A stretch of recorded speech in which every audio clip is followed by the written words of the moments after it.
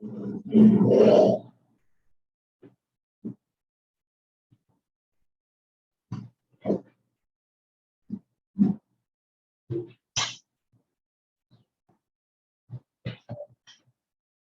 afternoon, students. I hope I'm clearly audible. Some thumbs ups. Thank you, Anurag. Thank you, Arya. Thank you all. I would request, please help. Some of your friends are getting issue in logging in again. It's the same simple thing. I have allowed an official sign in for this course, for this class. So if they are opting for Zoom through mobile or anything, they have to pick any of their Gmail account to log in. So please help your friends, because some of them are simply writing to me. See, first, that's why I'm telling, though you have my number, but you should use it cautiously. Don't simply write, because I don't have all of your numbers saved on my mobile. So I don't know whom I'm interacting with. So please help your friends out with this. We'll start exactly in 1 minute. Thank you.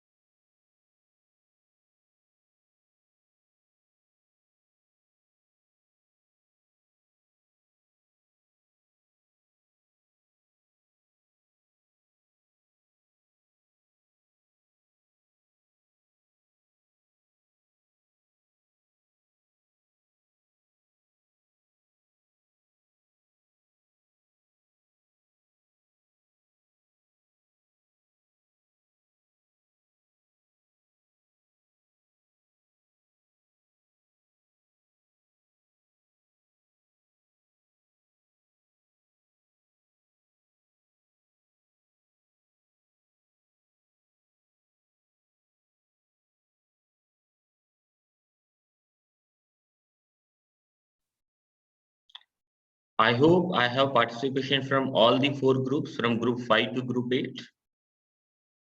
Someone from group 5, 6, 7, 8, please thumbs up or something so that I should know. Okay, great, great. So I'm presuming that all the group has already in here. So let's start this class. See, I was down with fever for last 2-3 days. So I'm not in a good phase of my health. So please bear with me. We have to slightly accelerate as well because you started late, but we have to cover all this content in a limited time bound manner. So I will be slightly accelerating. I will be taking one extra class on Saturday, 3 to 5. So if any one of you are having some other occupancy, then you can see the video. I will be sharing the video on our Google Drive link. And yes, I will be sharing Google form. Attendance is normally accepted through that only. So please don't write anything in the chat box regarding attendance. So we will meet again on Saturday as an extra class. And if you have any prior occupancy, you can go through the recording. So let's start the class. Very good afternoon to all of you. I welcome you to the 4th class, I guess, or 5th class. Let me check. Yeah, it's the 4th class of design thinking and problem solving. I hope all of you have already punched your team leader's detail and the problem statement on which your team will be working on. So now onwards, we will be starting about the design thinking process. So you have to implement these steps, which I'm going to share now from this class onwards till next 2-3 classes. You have to implement these steps on your problem statement and reach to a solution. That was your project will be. So let's start this class. I hope my screen is clearly visible to all of you. Some thumbs ups. Great, thank you, thank you. So design thinking is a 5-step process. These are the 5 steps. Feel, define, diverge, converge, communicate, and then follow up is always there.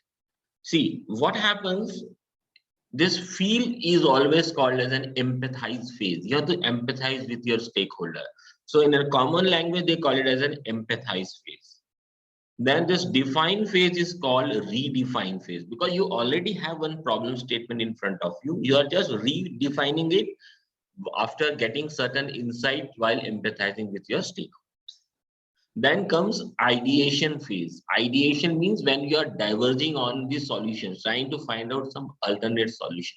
This is called diverge. So in common textbook, it is called empathize, redefine, ideation. Then comes converge. Converge means then after getting so many alternate solutions, find out one or two on which you want to work on. That is called prototyping and testing. So fourth step is called prototyping. Other people call testing as a fifth stage, but I will treat it as a part of stage 4 only. The fifth stage will be the communication. After reaching to a solution and after doing a prototyping testing on it and reaching near to the finished product, then you have to communicate it with your end user. You have to advertise them, which is equally important. So this is how this design thinking process work upon. So we had already prepared the mind. We talked about the growth forces. We talked about the frictional forces. We talked about the levers to be used and all. So we had already prepared our mind. We talked about the science behind thinking. We talked about conscious mind and subconscious mind.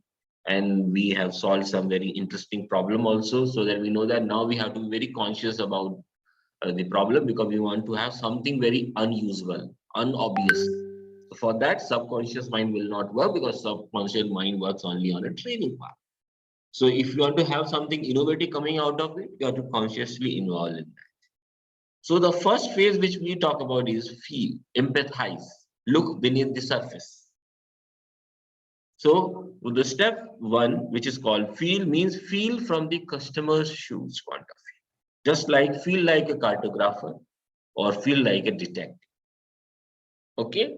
So in this step, we will be talking about various tools. One tool is called LDO tool, empathy, LDO, listening, dialogue, and observation, which is called LDO tool for empathy. Then we talk about L0 architecture, what is a basic level of our architecture involving all the stakeholders, and then called stakeholder mapping, users need, and we'll end up with persona. So before I go ahead, let me know from any one of you in the audience. You can raise your hand. What is cartographer? Anybody? You can raise your hand and I will allow you to unmute. Cartographer.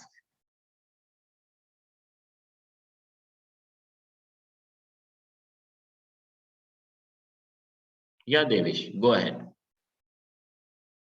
Sir, it is a person who makes maps. Who makes maps? Fantastic. Good. So let's hear from Preetham also. Go ahead, Preetham. Anything you want to add? A person who is expert in map making. Mapping. Great, great. Now I want someone of you to raise your hand for detective. Yeah, Preetham, you can lower your hand now. Thank you. Who is detective? Who is a detective? Anyone who wants to come in for detective? Pooja. Pooja, go ahead. So somebody who would go undercover and investigate a certain situation or matter and analyzing it, like not openly but in an intricate manner. Great, great. Thank you. Let's hear from Shruti. Do you want to add something to Shruti? Same, sir. Investigation, going undercover for So do special you need kinds to of go crime. undercover always? Do you need to go undercover? Maybe sometimes, sir, for special cases. Okay, great. Let's hear from Aparna. So same thing. Absorbing something like detective is a person who detects something, observes something, and comes to a conclusion. So undercover, what many of you are saying, yeah, I will see in that context that you have to go into the cover of the problem posed to you. You have to go beneath the surface. But undercover means hiding and then in investigating. I agree. It may be required in some cases, but not in all. Okay, Shrimanta, you want to add something? Go ahead. Sir, detective is someone whose occupation is to investigate and solve crimes. Investigate and solve crime, and which is not seen on very first instant. See this, Yes, if you see yes, this sir. picture, they have this magnifying glance, which we could not see with our naked eye, which is Yes, not sir. very obviously visible to all. We have to go beneath the surface to identify or explore some. Great, sir. Yes. Thank you. Thank you. So when you feel from a customer's point of view, customer's views point of view. But here, a very deep statement I'm going to say here. It is a very common saying that go into the shoes of your end user, go into the shoes of your customer. That's okay. But the most important thing is that before going into the shoes of your customer, remove your own shoes. It means remove all your biases, remove all your prejudices. Okay, this is what this happens. This is what I know, and this is what I feel that is right or wrong. So this kind of preconceived notion, this is the shoe which you are wearing. Remove that shoe, then only you will be able to wear someone else's shoes. It is very, very important. So let's see one by one. So step one field starts with the desirability of the customer. What is the need of the customer? Bring clarity to the desirability. You know that there are three quadrants: desirability, viability, and feasibility. Desirability means human angle. Viability means business angle, paisa chalega ki nahi. And feasibility means technology, whether you have technology to create that. When you have an intersect of all this desirability, viability, and feasibility, innovation will come in. That is called innovation. Okay. So here in the first stage field, here we are not talking about desire, we can say feasibility and all. We check it at the time of prototyping. We'll check it whether whatever we are claiming will be able to be produced or not. Okay. But here we focus more on the desirability, whether there is a desire from our customer side or not. Bring clarity. Why clarity? Because sometimes they come up with the problem. They themselves don't know the real reason behind that problem. Just like when a group of farmers went to Henry Ford and asked for preparing a very, very energetic, we can say, a nutritious food for their horses, because they want to run faster. They should run faster and longer. So Henry Ford, what he did, he made IC engine, because he found that the problem is not the horses. The problem is their desire to run faster and longer. Okay, just like a slow elevator thing. The problem was waiting was annoying. So in place of changing the whole motor and all, make a mirror next to it so that they can, we can say, lose the track of time. So that is what bring clarity to what they desire. Think like a cartographer to create L0 framework. See how a cartographer works. He cannot start making a map and then say, okay, this new thing has come in, I will rub it and do it. No, a cartographer will bring everything on picture. Before even starting putting a pen on the sheet, he will bring all the information on a table, and on the basis of all the information now available, he make a scale, and accordingly he will draw. He cannot do a course correction while he has already started. So that is what the work of L0 framework. When we say with a zero level of framework means everyone should be included, nothing should be excluded. Because once we have already taken a step, and then you say that we forget to include one of our stakeholders, now bring this course correction, things will not fall. You don't have that liberty to redraw the map. Okay, so think like a cartographer, bring L0 framework with absolute clarity, and then start working. Become a detective to solve the actual problem, not the symptom. Don't solve the symptom, slow elevator problem. Solve the actual problem or a better one to solve. Okay, use persona. I will tell you how to draw persona to record the real experience of the stakeholder. Take cognizance of design mind element, which we already have learned in last 2-3 classes. Ask what, whom, and where. These 3 W's: what, whom, and where. What do you want? Whom do you who are those group who want this, and where they are going to use it? What, whom, and where. Do not bring this 2 J's. Judgment and justice. Don't bring this. Okay. So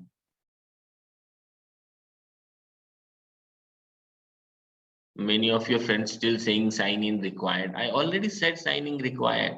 And please don't write your, please, Harsh, Raj and all group company, I already told you, don't write anything in the chat box. Attendance will be captured through Google form. Okay. I'm not going to save the recording of chat. I will be asking you to fill a Google form at the end of this class, and attendance will be captured through that only. So please focus on the interaction which is going on here. So don't go with any judgment, and don't go for a justification. Whatever has been posed to you, accept it. You have further step to build insight from that. But during this empathize phase, when you are taking a feel, don't go with any judgment or start doing justification. Okay. So let's start with empathy. What is empathy? So when you are empathizing with somebody, it means you want to listen to that person. Listen. Then also you may have to have a dialogue with that person. And also sometimes you may have to observe that group of person or a person while doing his day-to-day activity. So this LDO tool is very, very important for empathy, listening, dialogue, and observation. Now let's try to burst your myth. What is listening? Let me get an feedback from you. Shrimanta, can you please lower your hand now? Thank you. Anybody who wants to come in for what is listening to you? Anurag Raj. Go ahead, Anurag. Sir, listening means to take an information via sound and retain it and try to analyze what that information wants to convey. Okay, thank you. Anybody else who wants to come? Tanmay. Go ahead, Tanmay. Yes, sir. Listening means empathizing with someone, like trying to understand what's going inside their head and make it make it streamlined with our. You are not saying that it is same as hearing. No, sir. It's not Okay. same Okay, as. great. Sir. Thank you. Let's hear from Yasir.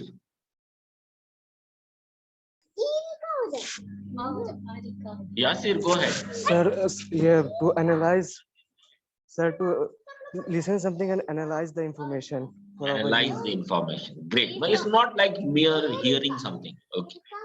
Great. Let's hear from someone else also. Swapnadipta Misra. Sir, mindful hearing. Mindful hearing. Good. Very good statement. Fantastic. Okay. Arya Kumar. Sir, the ability to decode the information passed to us by ये means सब of sound. Google वाले answer मत दो यार. Google तो सबको search करते आता है. हम तो आपका आंसर सुनना चाह रहे हैं ना. Sir, it's not a Google answer. ये आपका आंसर है. Yes, sir. My God, I'm impressed. Okay, go ahead. Sir, that's all, sir. नहीं So नहीं the फिर से ability- बोलो. आप इतना सोफिस्टिकेटेड तरीके से बात करते हो तो वी कोड बताओ. तो बोलो फिर से बोलो जरा. Sir, the ability to decode the information passed on to us by means of sound. By means of sound. Fantastic. Let's hear from Devesh.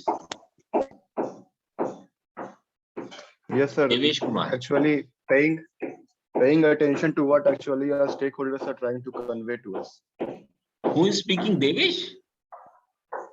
Yes, sir. Okay, okay. Thank you. Thank you. I could not see your microphone going on. Okay, thank you. So now I think all of you have actually got the point. So to listen to, give attention to sign or action. This is what the dictionary says. Okay. But when listening, one hears what others says and try to understand what it means. So the act of listening involves complex affective, means you have to be attached with that person. It is also require a cognitive input from your side. You have to make a decision whether he's trying to say this or that, whether this is the problem when he's saying this. So the cognitive feature will come in, and also the behavioral process will come. The way he is speaking, the way his body language is being changed while speaking. So all this thing will be involved in listening because you are empathizing with somebody. You are not mere hearing it. Okay. So let's have a comparison of hearing and listening. So I got, I think, some answers. And again, you people are at Dipanshu, Anurag. I already told you, Ujjwal, don't write anything in the chat box. Attendance will not be captured through this. Okay, let me take away the rights. There is no point because you want only danda. You know, a country with maximum law. It means the country is not in a good shape. Where you want a danda for people to fall in line, which is not good. Okay, thank you. So I again told you that attendance will be captured at the end of this course, this class, through a Google form. Ankit Mishra. Yeah, Ankit, you want to say something, Ankit?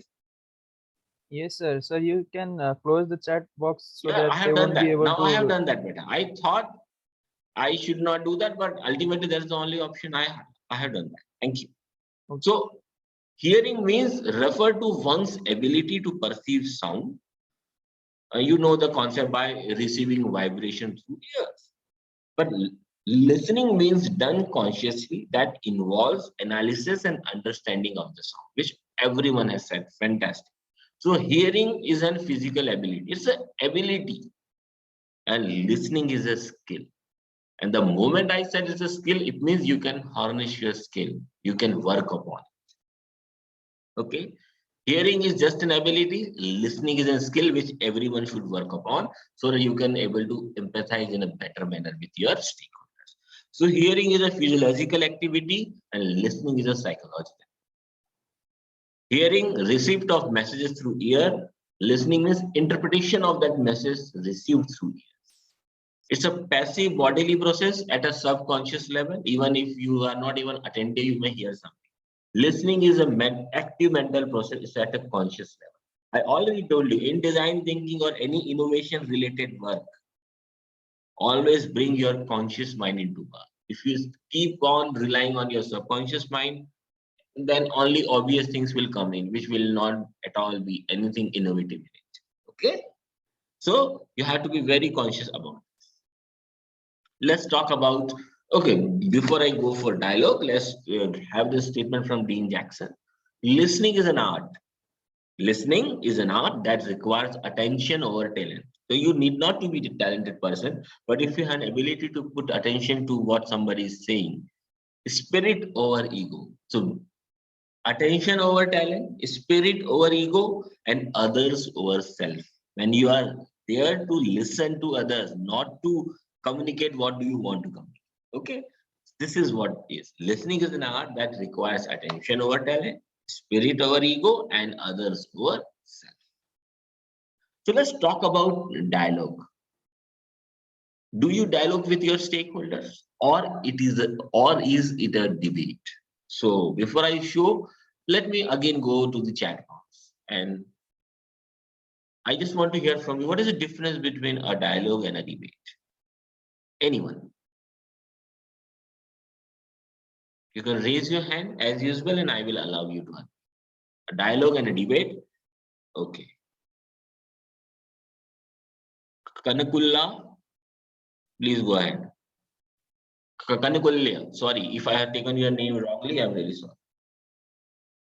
I think a dialogue is where the two parties exchange ideas and everyone is willing to learn or accept from the other party. But in a debate, everyone has to prove a point. Each of the parties tries to convince the other party that their point is correct.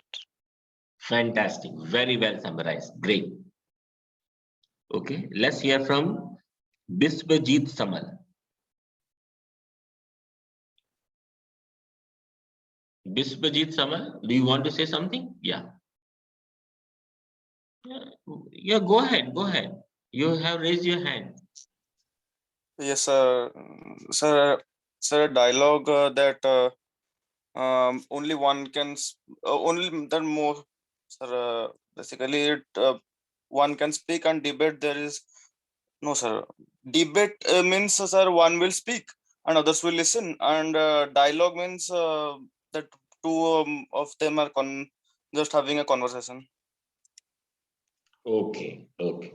Anyone else? Roshan. Roshan, go ahead.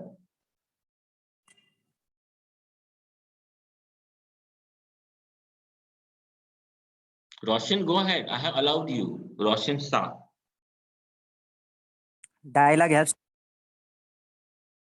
Maybe you are facing some internet issue. We could not hear you clearly. You just check your audio. I will come back to you. Let's hear from Pratik. Sir, Yeah, Roshan. Try one more time because we are getting a lag from your end. dialogue helps to find a solution of a problem, Hmm. but Or debate. debate provides argument to find opposite argument. Okay. I got your point. Means we are on the right track. Let's hear from Pratik. Pratik, you want to add something? Yes, sir. Sir, debate is actually based on sir winning and losing. Sir, if we lose, sir, we are going to lose the debate. But dialogue, sir, information can be shared from both the sides, sir. Okay. We hear from last 2%, and we'll go ahead with interaction. We'll hear from Devesh. Devesh, we want to add? Yes, sir. Yes, sir. Dialogue is basically trying to understand what is the issue of our stakeholder, so as to we can get a positive solution for their problem. And whereas debate is all about proving myself correct by hook or crook. Great, very well summarized. We'll hear one last from Sayandeep. Sayandeep. Yes, sir. Am I audible? Yes. So a dialogue is more like a fruitful conversation between two people where there's a agreement where of the topic of the communication, while a debate is something where both the person involved with the communication or conversation try to prove their own point and there arises a conflict. So do you think, Sandeep, that to empathize with, do we need a debate or a dialogue? Go ahead. So I think dialogue is necessary because there has to be the essence of understanding between two people. Otherwise, the conflict is going to create more problems than giving us a solution. Fantastic. Thank you for this participation. I will request all of you to kindly lower your hand. I will come back to you for our next interaction. So dialogue is about deep listening to each other without any biases and judgments. See, this is very important. Sometimes what happens, we presume that we are dialoguing, but we are not, because we need to keep our biases and judgment aside. It requires deep listening. Otherwise, what will happen? Even while somebody, your stakeholder, is sharing his or her pain to you, in place of giving attention to that, you are trying to go with your own biases and judgment and finding to counter somebody. This is what I should counter. No, it is not like that. In that process, whole empathize will go on. Okay. So the process of dialogue enables everyone to express his or her opinion and then move towards design conversation. It brings multiple alternatives and it's progressive. See, I will tell you, this dialogue doesn't only require in an empathize phase, it will also be required at an ideation level.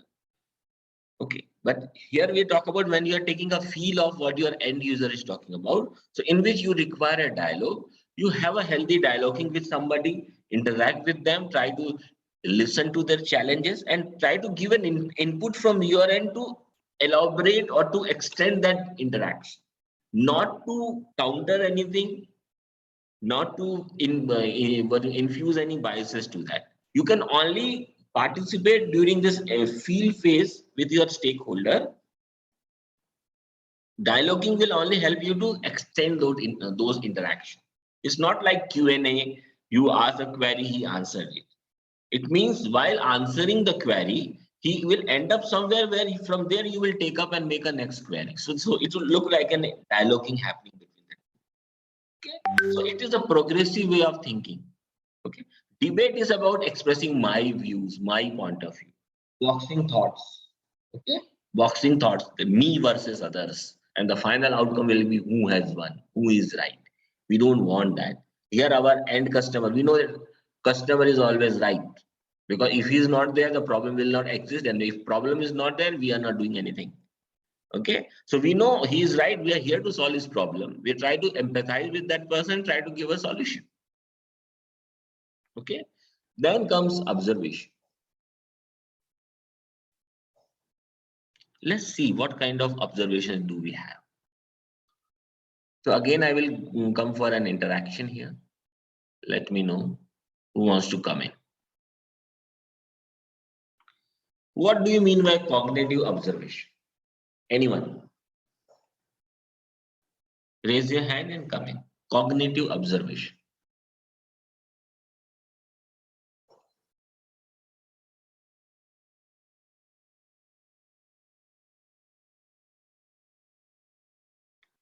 Please go ahead.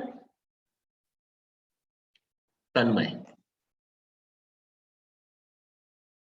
So basically analytical thinking, sir, like what's happening around you, your No, surroundings. I am talking about observation. If I say cognitive observation, you have to go for a cognitive observation of your stakeholder.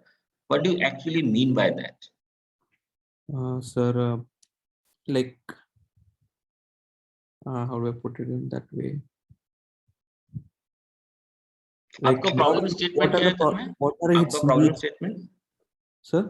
आप लोगों का problem statement क्या है team का? Sir, affixation, sir. Affixation to gas geysers. फिर क्या? फिर से बोलिए. Affixation due to gas geysers.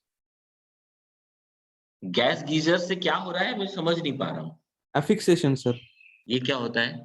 Sir, that due to like inhalation of like gases like carbon monoxide and reduction of oxygen, sir.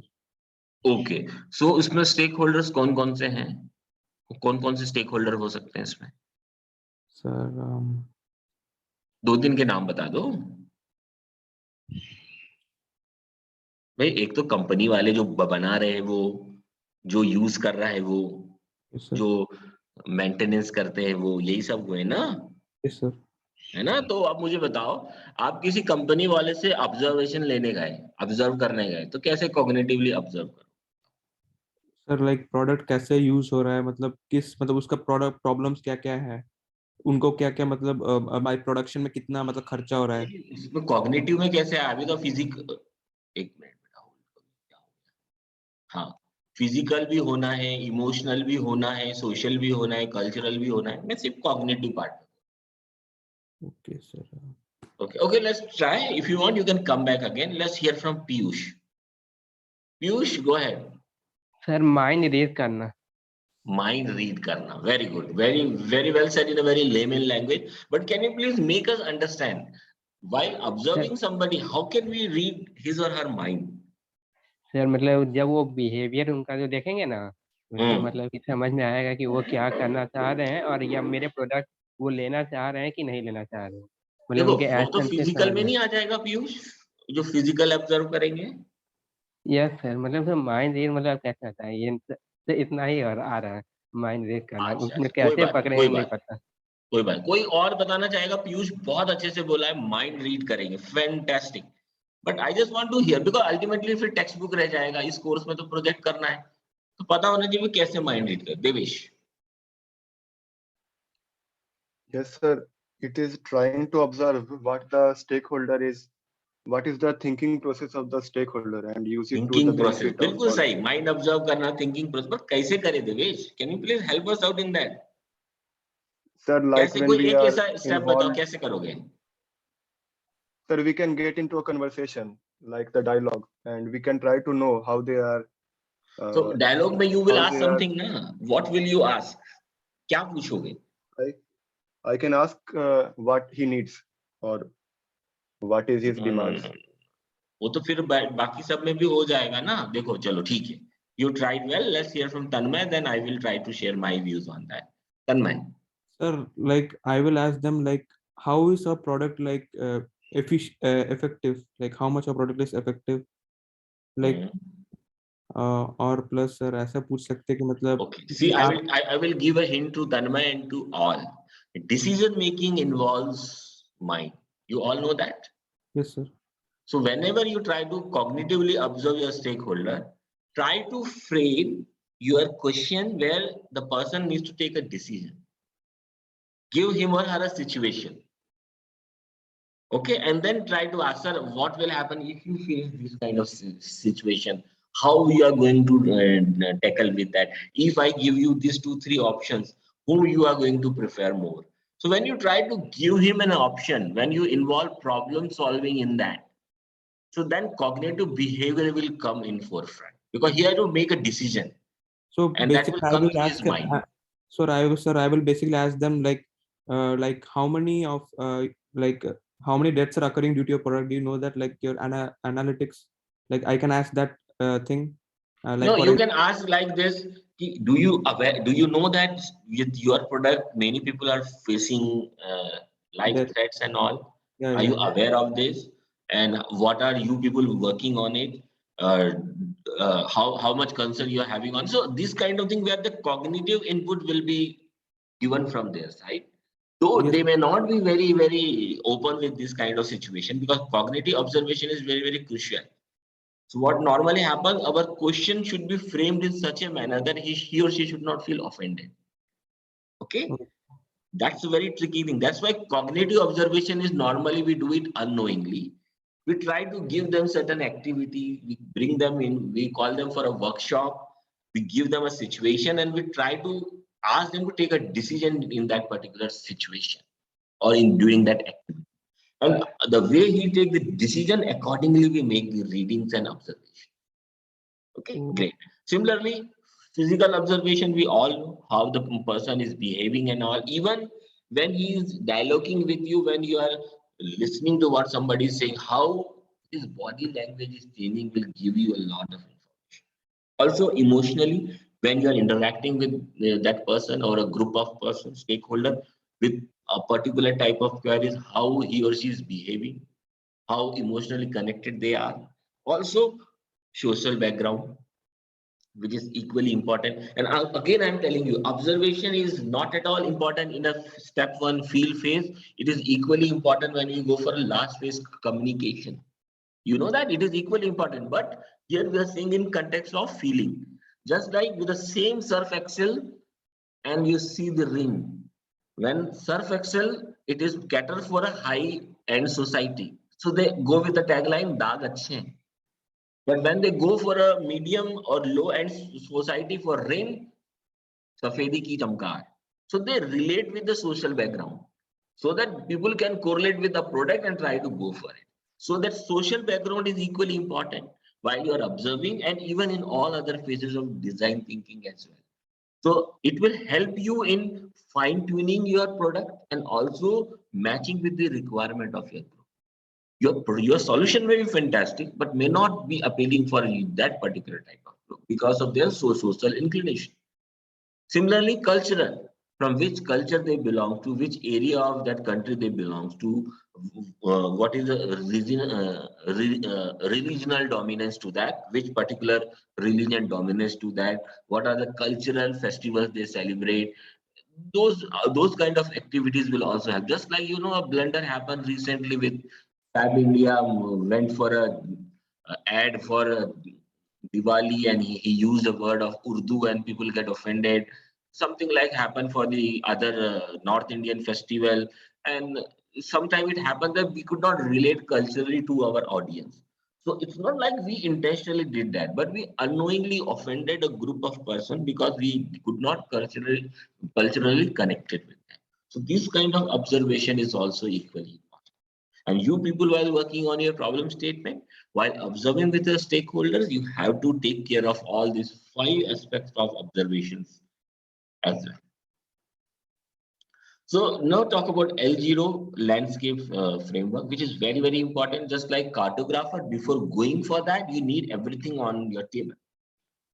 So L0 means macro architecture, and then you're going for a micro level architecture, means making branches.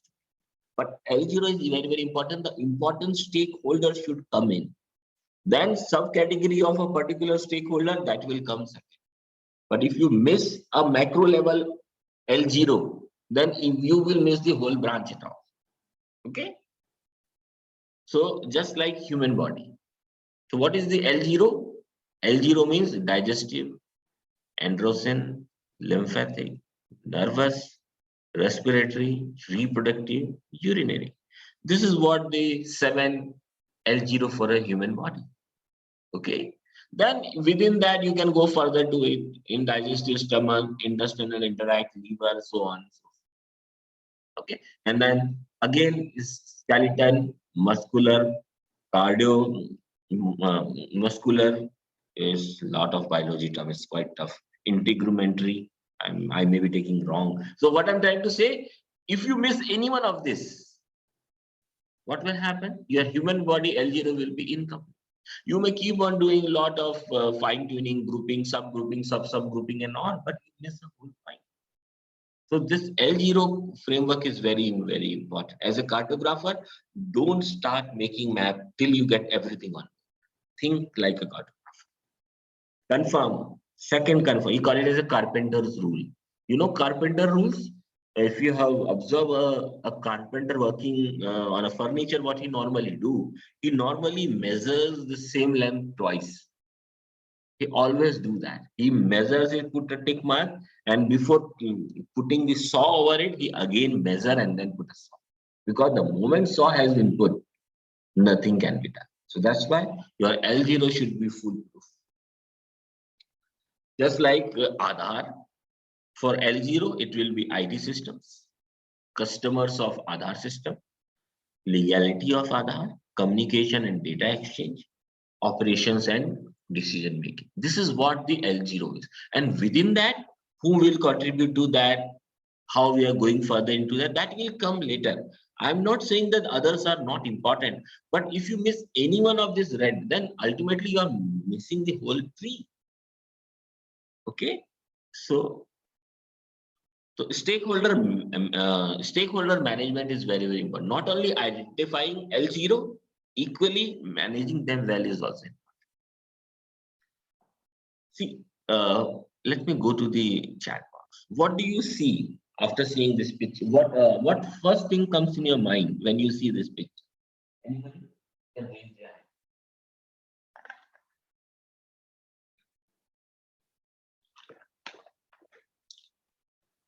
What the first thing that comes into your mind when you see this picture? The thing which is shown on the screen. I hope my screen is visible to all.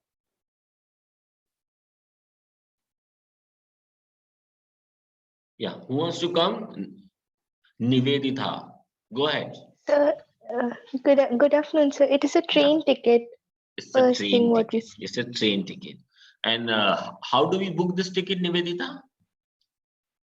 Sir, either by going to the station or online nowadays. Online. Fantastic. Fantastic. Thank you. Thank you. You can lower Thank your you, sir. So ultimately, this is nothing but an IRCTC website. A task has been given to your team to manage this IRCTC website. You have to make this whole website and also the look and feel of that website. So what are the stakeholders? See, ultimately, those who are traveling is okay, we all know. But other than that, there are certain category. You have to manage the stakeholders separately. You have army officers. You have elderly people. You have especially abled people. You have children and you have sports persons. So while making those websites, if you could not manage your stakeholders properly, you are just simply taking stakeholder as traveler, making into only age bracket and nothing that, then you are going to miss a lot of important expectations from your website. What will happen? A person falling in this category will expect some treatment from you, some special benefit, concessions from you. So if you don't map it, if you don't manage it initially, you will miss doing those kind of provisions in your website. Okay. So just like if you map the stakeholder for Aadhaar, central government. So now I'm going L0 to L3. Okay. So this L3 is called stakeholder mapping. Presuming that your L0 is correct, you have used Carpenter's law, measured twice. Now, L3 means under each broad block of stakeholder, what are the subcategories of stakeholders so that you can serve them well. You can make provisions in your solution which will be appealing to all these subgroups. So when I say Aadhaar, one stakeholder is central government, But central government, there are various ministries which are using Aadhaar: Ministry of Finance, IT, Labor, Home, Railways, etc. Similarly, for state government, Home, IT, Labor, Finance, etc. Government bodies, Income Tax, Election Commission, Land and Revenue Department, Passport Office, etc. Public, Citizen of India, NRI, OICs, etc. Applications, software vendors, consultant partner, training partner, and accordingly legal aspect, media, public service, government. So everything has to be now go into L3. So management means going into L3. You have to map your L0 with L3 properly. You should not miss any one of these, so that your solution should be comprehensive enough to look appealing to all this. Okay. So how to map, how to manage your stakeholder? This is very important method which I'm recommending to all, and I would expect all the team leader to be very, very careful about that, because since you have been given an opportunity to combine all these 3 videos in one, so that first part of your video, which is focusing on assignment 1, you have to show your CAT-WOW analysis for your problem as well. Okay. So you have to show that CAT-WOW analysis. Okay. So how will you do that? So CAT-WOW goes from it goes as we can say old as 1975. David Smith, who was working for a soft system methodology, an approach for solving organizational problems. Okay. So CAT-WOW analysis technique was considered as one of the important part of SSM approach. What is SSM? Soft system methodology approach while identifying stakeholder in solving. This all management stuff, technology, don't go into this. No one need not to bother for that. What this method work, we are going to see. I'm going to give you a real life problem. I will going to make a CAT-WOW here in this live class, and then I expect all of you to please attempt this CAT-WOW for your problem. Okay. So please do that. So let's go ahead. So how it helps? So CAT-WOW analysis helps you to enlist all the stakeholders who would be affected while solving problem and understand their perspective. It will help you to manage that everyone has been put on board or not. It also helps you to avoid personal biases and belief of the problem solver as they critically discuss each element of CAT-WOW. It also helps to unearth the bigger picture with regards to constraint, challenges, possible outcome, and their effect on the stakeholder. So it is not focusing only on the solution which you are working upon. It will also taking into account what will happen when your solution has been launched into the market. What will be the side effects that will happen? So it will help you to see this bigger picture. And also it will help you to understand the conflict between the stakeholders, their roles, and their responsibility. Sometimes what happens, you have 2-3 parallel stakeholders to be satisfied with. But if you make a solution which may not be equally acceptable to all, and a lot of conflict will happen. So it will also help you to overcome that conflict. You can anticipate that, and you can find out a provision to get a solution to that. So with this, let's go ahead. Let's go ahead and see that how this CAT-WOW work. So first of all, if you see this slide, it will confirm that almost all the problems can be solved using CAT-WOW.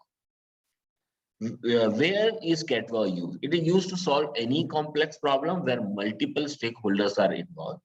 I'm sure all of you, all the team members, all the teams are working on a problem where multiple stakeholders are involved. So CAT-WOW is for you. CAT-WOW can be used to change an existing system, impacting a variety of. Even if you want to go for an upgrade for an existing system, CAT-WOW will work. It will also enable change management for a better adoption of change by stakeholders. So if you're making a drastic change into your working of your organization, use CAT-WOW so that the change should not be detrimental or should not be, we can say, taken in a negative way by the stakeholder. So it should not look like a negative approach by the stakeholders or maybe your employee and all. So we are not suggesting that you should not go for a change management. Go for a change management using CAT. Okay. Also, it is CatWow used in typical project management. If you're managing a project to do a timely delivery, CatWow will help. It will also help to launch a concept that will radically change the existing system. So this is where our job comes. Then you're talking about innovation. We're trying to bring a disruptive change in the society. We're trying to bring something which nobody has thought of. So if you bring something so drastically which will impact the livelihood of many, so it is always better to go with a CatWow in that. So then it should be healthily accepted by all. Okay. So far so good. Some thumbs ups. I hope things are clear. Absolutely clear up to this point. Great. So let's see that. Elements of CatWow. First we'll go with Cat, then we'll go for Wow. Cat means C stands for customer, A stands for actors, T stands for transformation. Let's see one by one. What customer means? Those who face the current problem, for whom you will be working on this solution. Also, customers are those who will be using your solution. Customers are those who are directly affected by your idea. Fair enough? Actors, those who actually implement the solution or transformation. It may be you, if you are directly involved in that, or if you are a third party, if you're working for your client, then your client, who will be actually implementing your solution. Transformation. This is very, very important. Unless you see this transformation in front of you, you may not be encouraged to go for an innovative solution. What transformation means? Give me a second. Sorry, thank you. So transformation does not involve writing any stakeholder, but write in clear-cut terms about the why, what, how of the problem and the solution you wish to bring to solve. Okay, this is something, a statement which will be in front of your eyes whenever you are planning for a solution. Why you are providing the solution, what you are going to do in that, and how this is going to solve the problem. By clearly thinking and writing, you will think of stakeholders who can be classified in other elements. When we go for Wow, we'll see what those other elements are. But this transformation statement will be a Bible for you. You want to bring this change with the help of your solution. I will show you how we do that. I will write one transformation now in the class. Okay, let's go for Wow. W stands for worldview, O stands for owners, E stands for environmental constraint. Okay, worldview is very important during analysis when thinking beyond the system. Considering stakeholder beyond the current system who will be affected indirectly by the solution or the transformation. It is like thinking a bigger picture. When you launch your solution, your product into the market, what will be the side effect? What will be the world view into that? Which is very, very important. Then comes owners. Owners means stakeholders who own the permission to start, stop, pause, cancel, or any sort of action, who has the ability to guide the solution as well as to block. Okay, so owner can be the CEO or the board of governors of your company, or maybe your client's company, maybe some government offices, okay, and maybe some local administrative offices and all. These all were the owner. Even if it is an application, Google Play Store, Google, Apple, they are also the owner. In some sense, they have the right. Then comes last E, environment constraint. Constraint means legal, political, ethical, or any sort of constraint or rules that may hinder the implementation of your solution.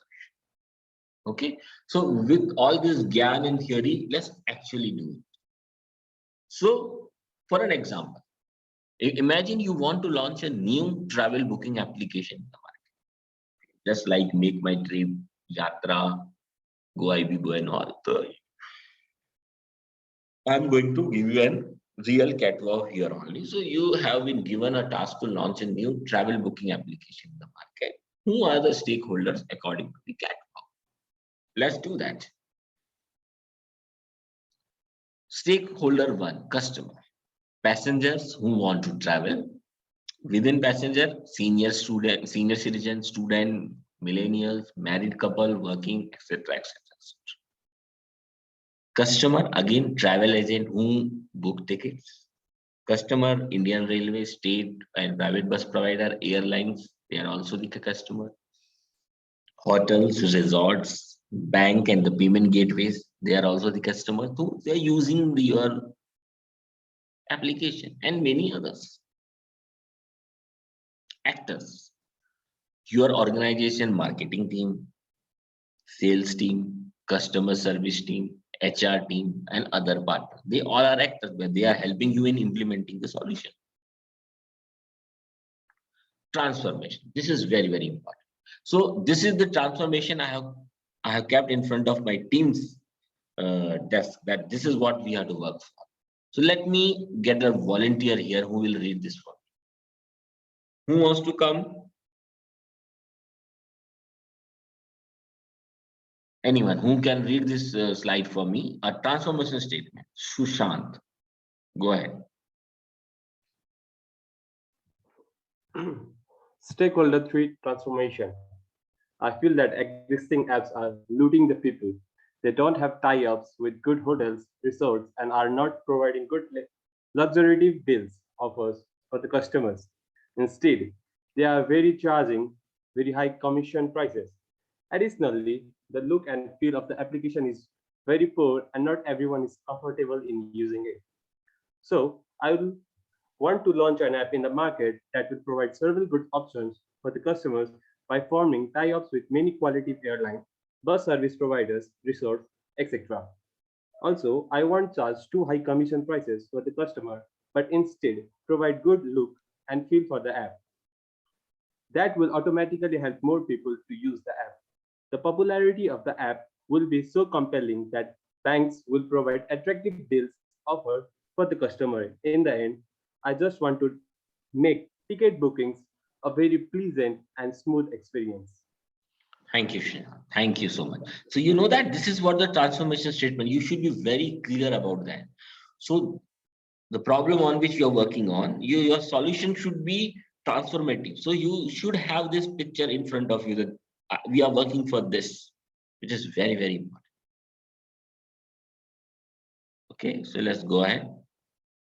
Then comes worldview. Worldview means going beyond to whom we are serving. Travel agents, small investor, folks who check the tickets. We did not thought about the ticket checkers, air hostesses and all.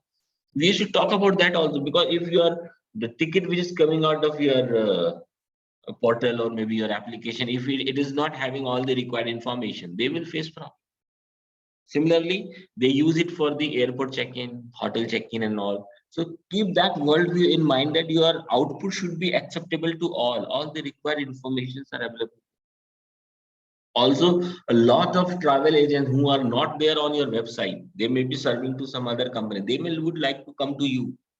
Make a provision in your mind that in future, when my application become a hit, many more people will come and join me. Put a worldview on that. A small investor, many other person would like to put money in your application and try to expand it. Maybe someone wants to even merge with you, maybe want to acquire you. So all this thing will happen. Keep that thing in your mind. That is called worldview. Similarly, operating system, whether you're making it for Android, for iOS and all, you have to keep all this thing in your mind where you are going to launch it.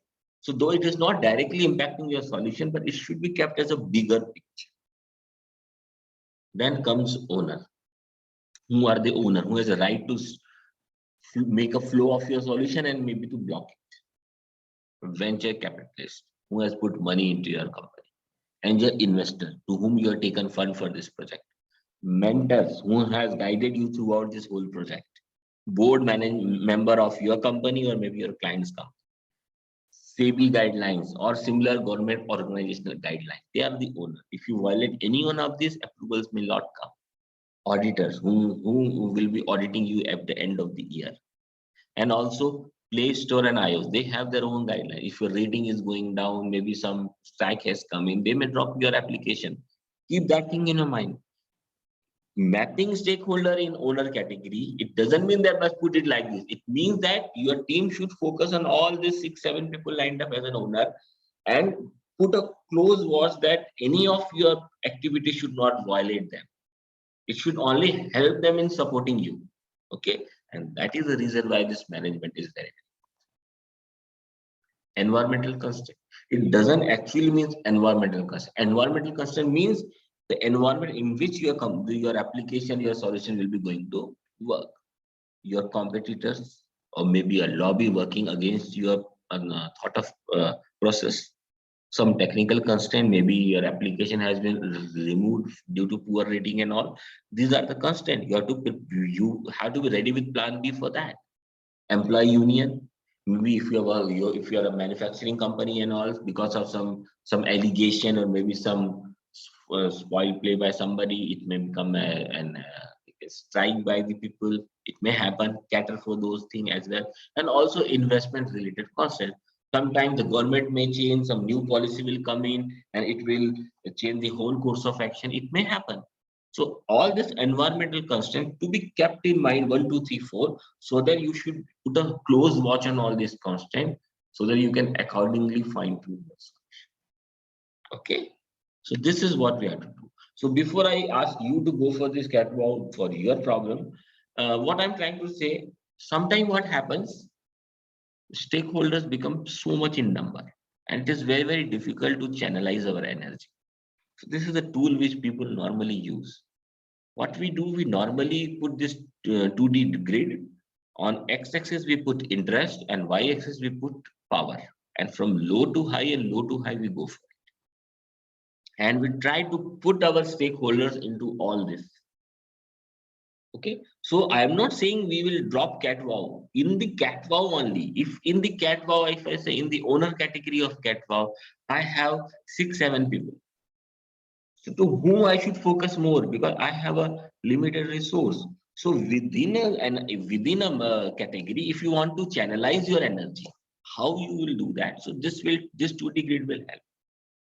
If somebody is high in interest and low in power, it means you are actually lying here. High in interest, but he is not having power. Power. So keep that stakeholder informed. But if somebody is high in interest, if somebody is low in interest and low in power as well, then only monitor them. Need not to inform anybody, need not to take a follow-up. Minimum effort should be required because he is not only low in interest, he is also low in power. But if somebody is high in interest and low in power, at least inform that person. Now comes the another way. When somebody is low in interest but very, very powerful, then keep that person satisfied. He may not like to go into micromanagement, but he would like to be satisfied because he is high in power. Now comes the most important quadrant: high in interest and high in power.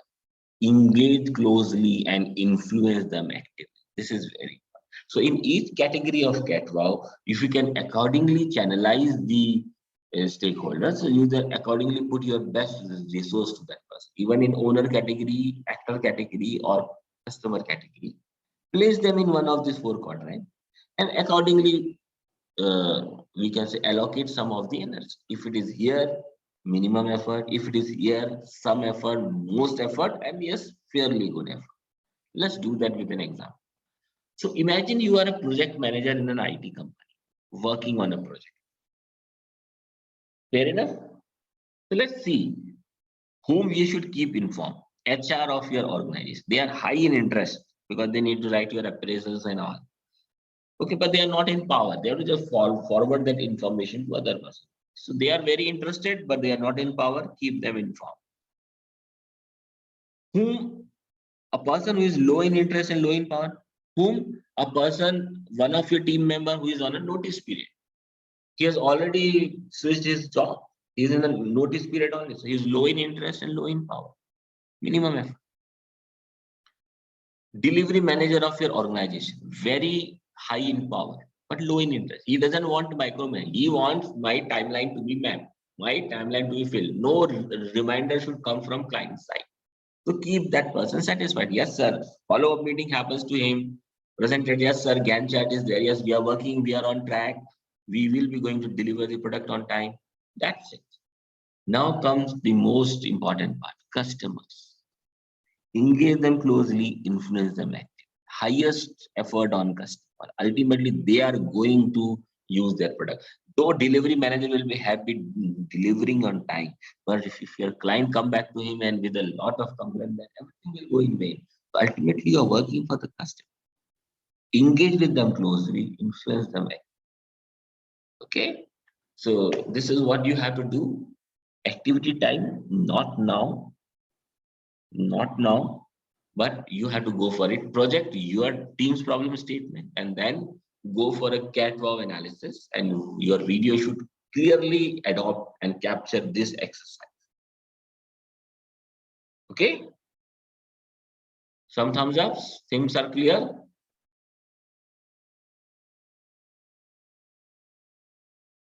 Thank you. Great. So let's talk about persona, another tool.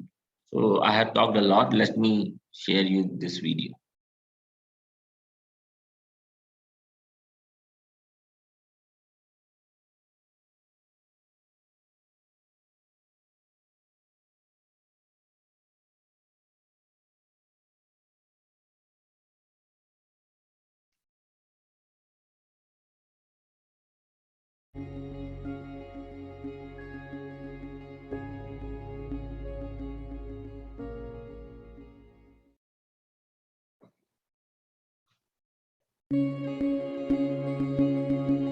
Personas are representations of our users. They promote empathy by allowing us to focus on individuals rather than groups.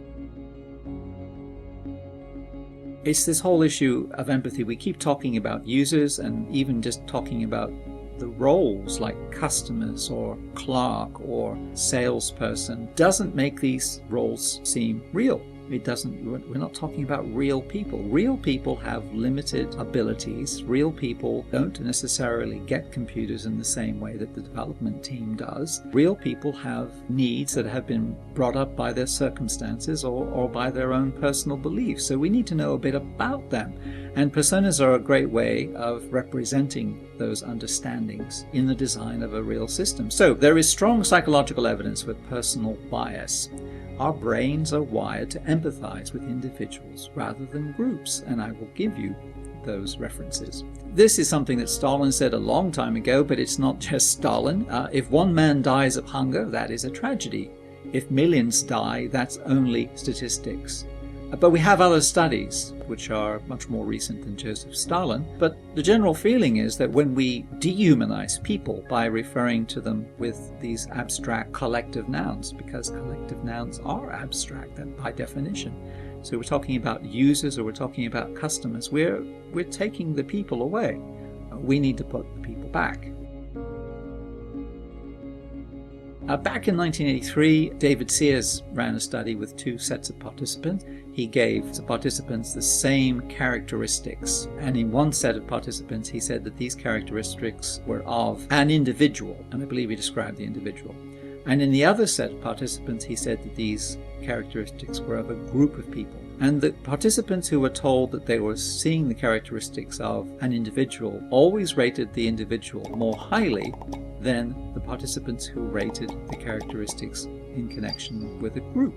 So that he called the person positivity bias, and it basically is confirmation that our brains, us as individuals, prefer thinking about other individuals, certainly more inclined to think more positively about other individuals than we are about collective nouns like tourists or customers or users. The scope-severity paradox is a much more recent piece of work, 2010, and it's quite surprising. Two researchers, Nordgren and McDonald, established that reactions to a fraud were more severe when it was presented with 3 victims rather than 30. So it's the same kind of deal. Two set of participants, both given exactly the same details of a crime, except that in one group they were told it affected 3 people, and the other group they were told it affected 30 people. And it was the people who were told that there were only 3 victims that thought that the crime was more severe, and they, on average, added a year on the prison sentence that the perpetrators of this crime should receive. So again, that is just confirming this tendency for us to feel more strongly about individuals than we do about groups. Personas are fabrications based on research. We mustn't let go or lose sight of that little parenthetical expression there, because we go out and we find out who these people are, the ones that we're interested in, find out what behaviors they have which drive them to need our solution, what motivations, what their circumstances are, what the contexts of use are, just so we understand who we're building this solution for and other aspects that we describe in the context of use. These personas are representations of our users who represent the goals, behaviors, and motivations of those real users. They promote empathy by allowing us to focus on individuals rather than groups. So instead of talking about user community 1 or whatever catchy name we'd like to come up with for our user communities, we start talking about Bob or Jane or Elizabeth, whatever everybody in the team is happy with. And there have been all kinds of documents and papers and studies written about personas, and you'll find that personas range from quite a limited description of a person, and in fact it can be just as little as changing the name users to a person's name.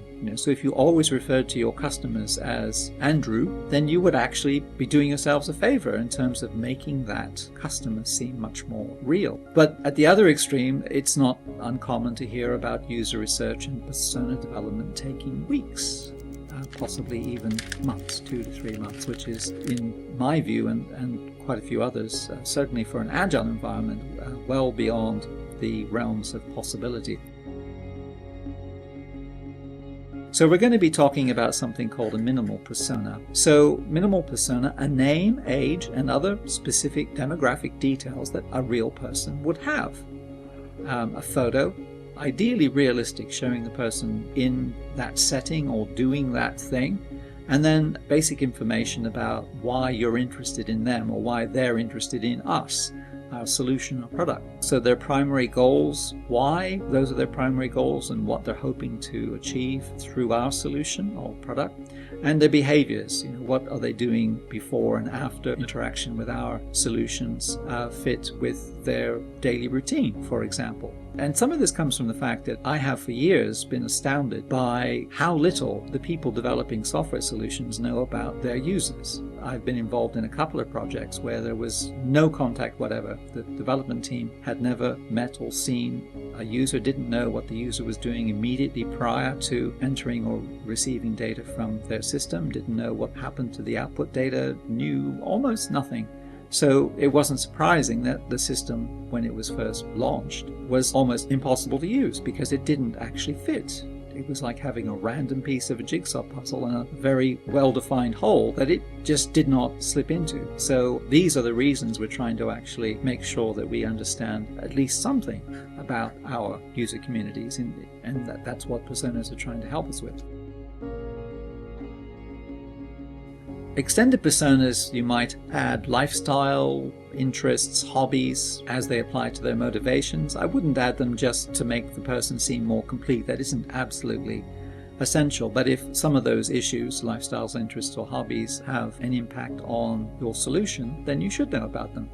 So keep to the details that are relevant to the problem. Remember that we want to motivate our team to help our personas, not to drive them crazy with distracting detail, which is one of the complaints you will hear about personas. Certainly when I've attended conference research papers on the use of personas in teams, often they were not well received because there just seemed to be so much of it, the persona specification. Credibility, ensure that the personas are believable and liked as much as possible. Certainly do not give personas unpleasant or dubious habits like being a heavy drinker or a heavy smoker or likes to bet on the horses, unless of course you're building a gambling app or something.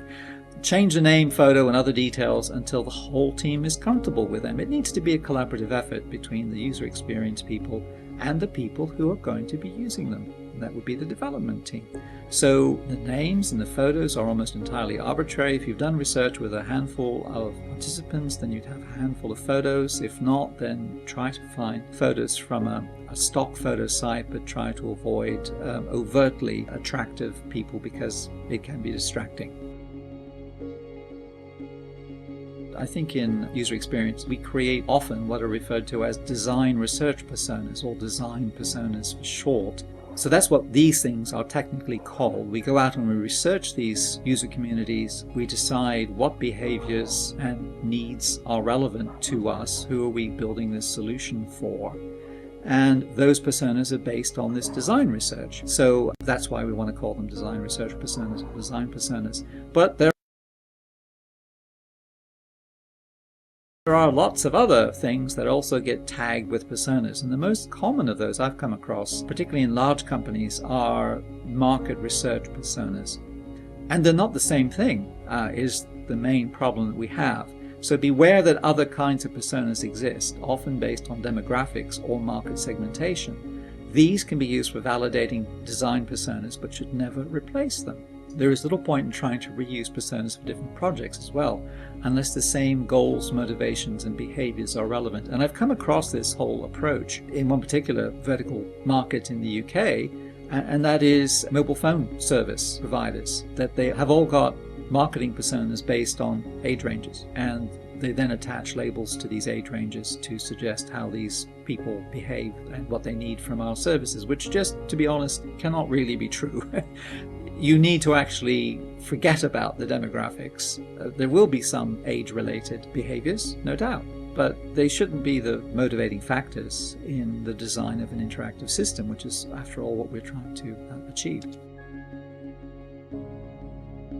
The main thing is that predominantly you have one or two primary personas. If you've got a project, and I've had people kind of come up to me almost in a boasting tone saying our project has got 20 to 30 personas. And I'd say, oh really? How is that? I said, well, it's a hospital system. And the thing is, it's a very big system. And what you need to make it agile and to make these things work effectively is to split the system into parts.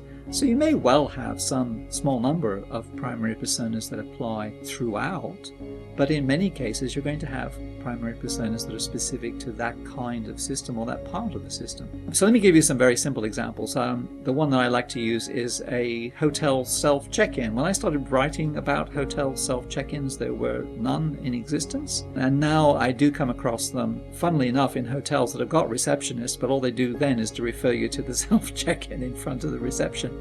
I was motivated for this example by checking in at a conference hotel on one occasion. I actually got in pretty easily. It was a 20 or 30 minute process, but the next day I was walking through reception and the queue, the line of people waiting to check into this hotel went around the block. It was just utterly amazing. There must have been 200 or 300 people waiting to get in. So it occurred to me, well, why don't we just have some self-check-ins like we do at airports? And of course, self-check-in at airports is entirely bog standard these days. It's what everyone does. So, for example, the primary persona of a hotel self-check-in service must be the customer checking in. It makes no sense for it to be otherwise. A secondary persona would be someone who is acting in a supporting role inside that system. So a secondary persona might be a hotel manager or a receptionist or somebody who's responsible for the upkeep of the hotel, for example.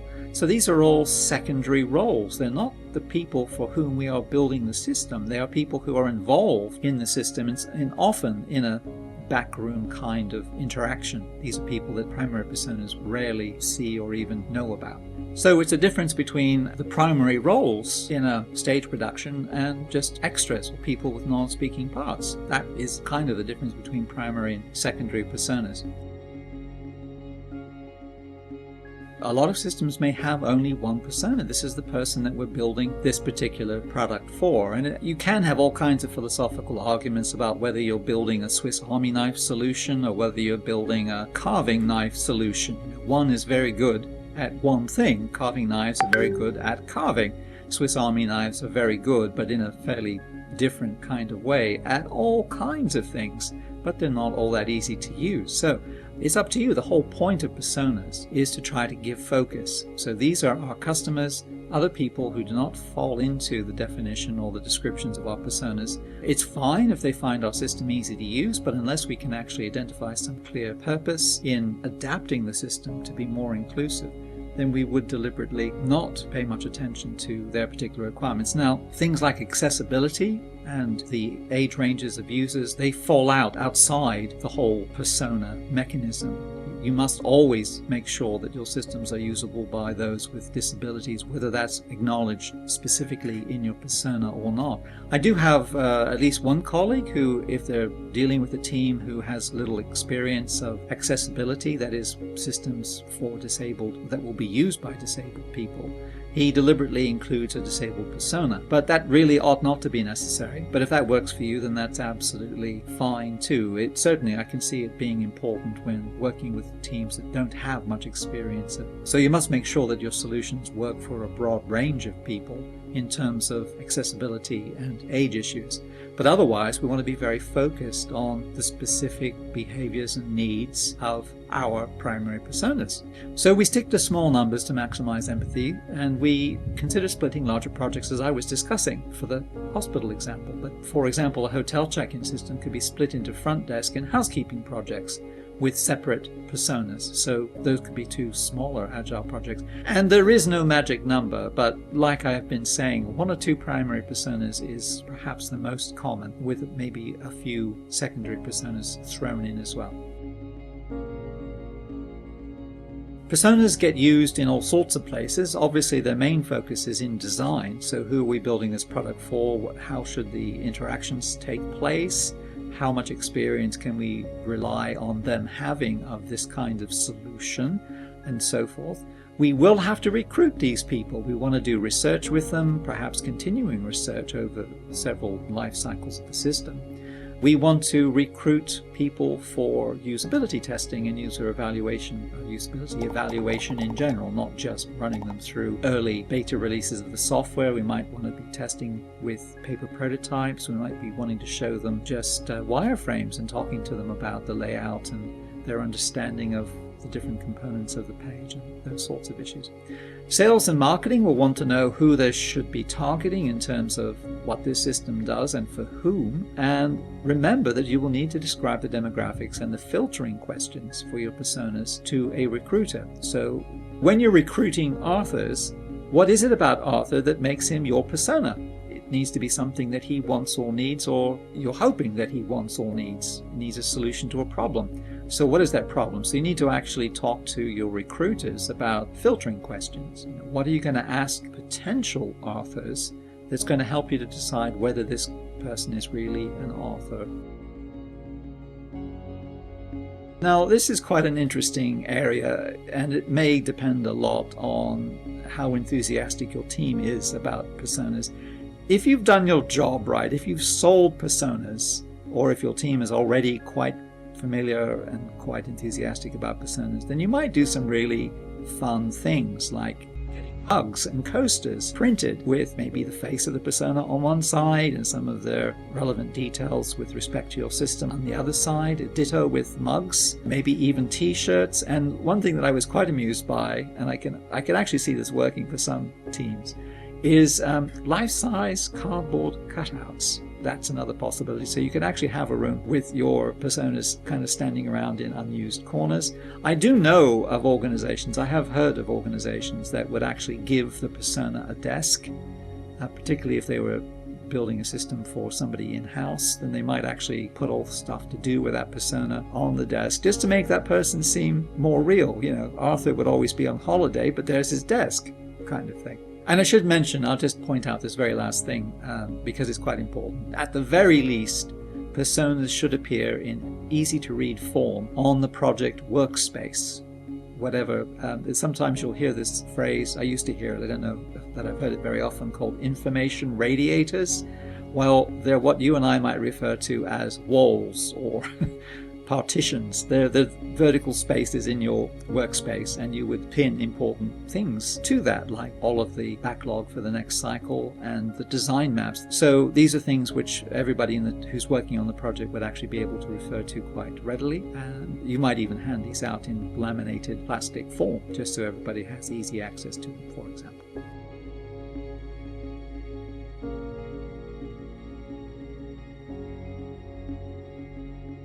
Okay, so after seeing this, let's go back to the PPT. I will not take much time now. I just want to give you the last two tips before we close it for the day.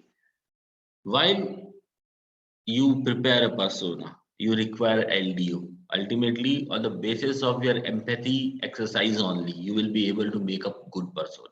A good persona should involve insights only after having the following with stakeholder: listening, dialogue, and observation. Don't do any judgment, preconceived notion, and rumored information while preparing persona. Means whenever you're empathizing with somebody to make a persona so that you can share it with your developing team, don't go with this judgment, preconceived notion, and rumored information. Okay. So this is the standard persona. All of you can please take the screenshot.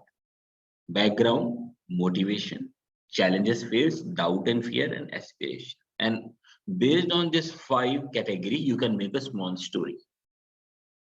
Okay. So I will give you a small task here. Attempt a persona of yourself.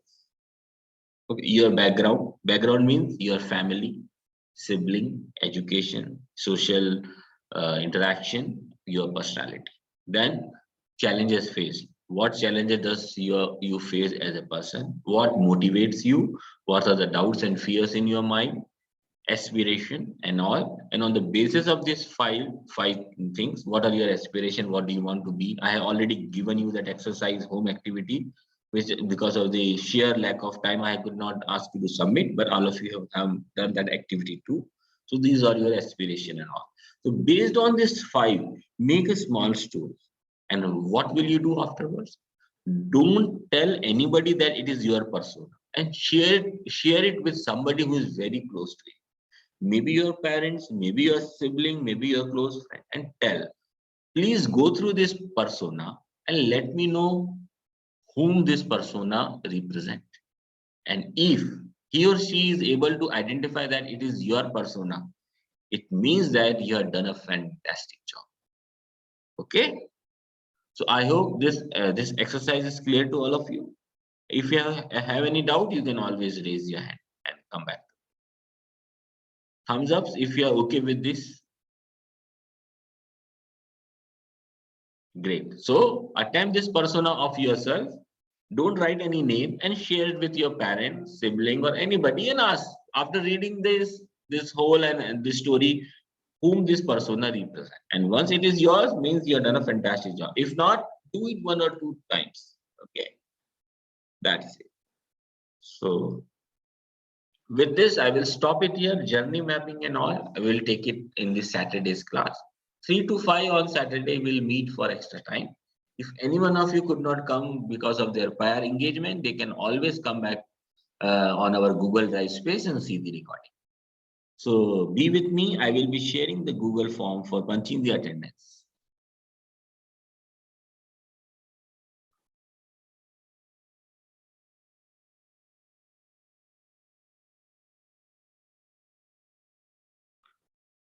So it is 4:26.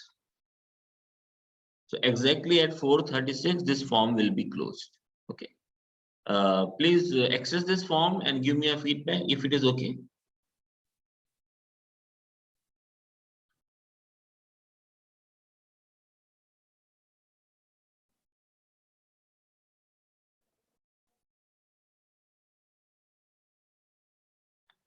Some thumbs up if it is okay.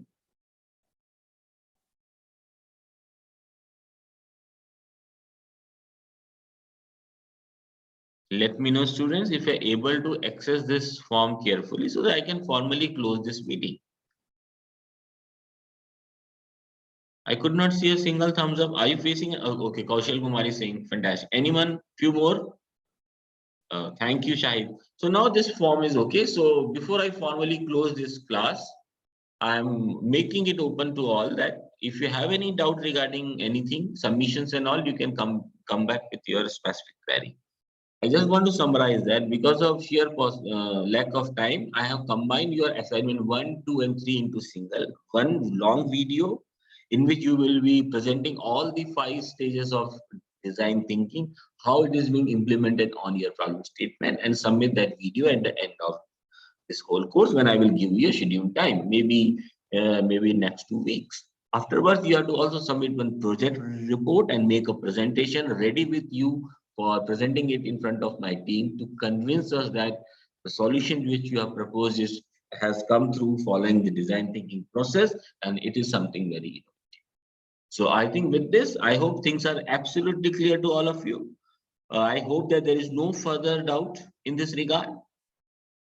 Is it fine? Or if, okay, Tanmay wants to stop. Yeah, Tanmay. Sir, like the presentation, do we have to use in a video or just for like? No, presentation means PPT slides.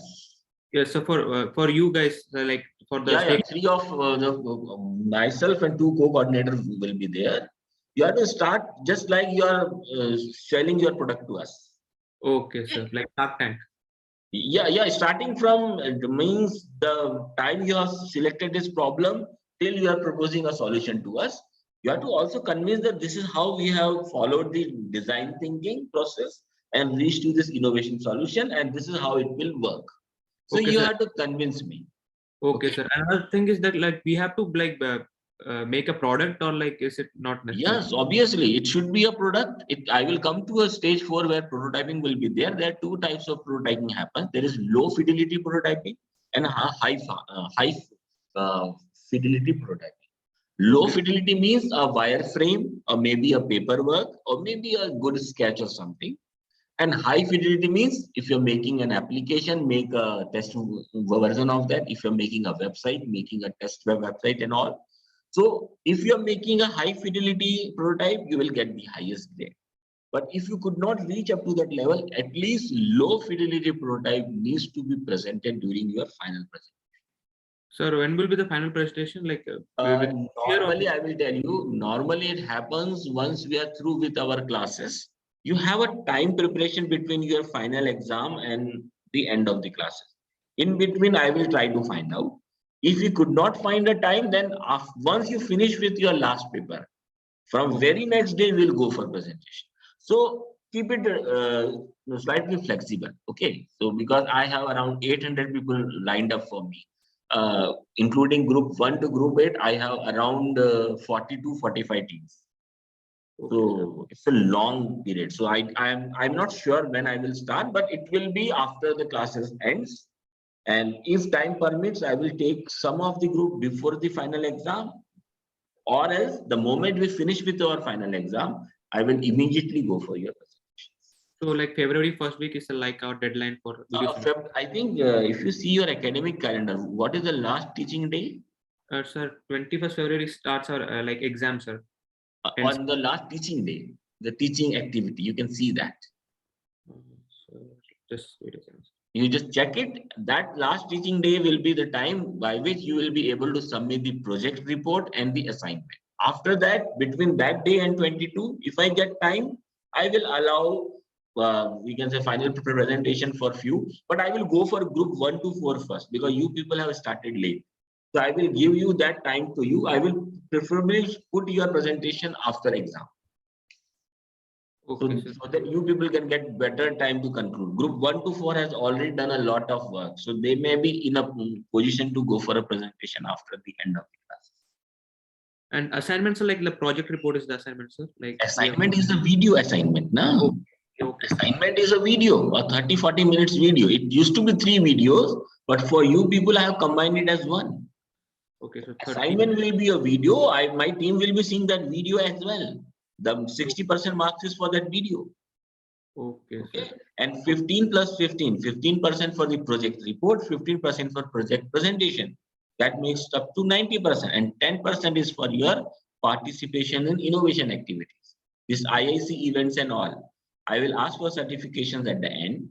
Those who submit minimum 3 participation certificate, they will get 10 marks extra. Okay, sir. Okay, great. Anybody else who wants to come in?